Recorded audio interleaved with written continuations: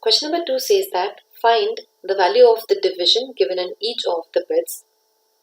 To start with, we'll understand that whenever a number is divided by another number, which is a power of 10, the decimal in the number moves as many places towards right as there are zeros in the number which is a power of 10.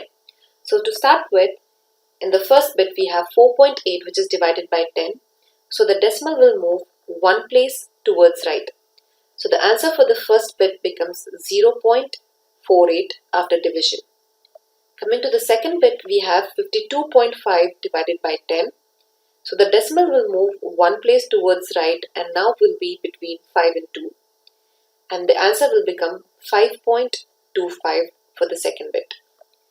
Coming to the third bit, we have 0.7 divided by 10. So the decimal will now be moving one place towards right and the answer for this bit will be 0.07.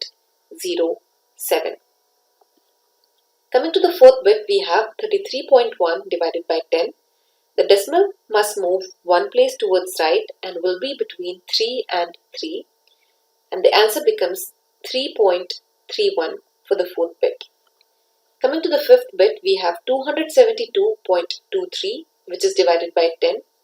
So the decimal moves one place towards right and now will be between the digits 7 and 2.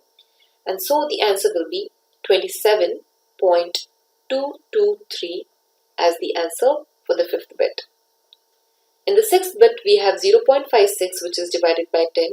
The decimal will move one place towards right and so the answer will be 0.056.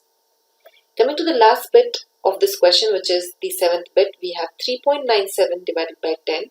So the decimal must move one place towards right and so the answer becomes 0.397 for the seventh bit. And this is how we solve this problem.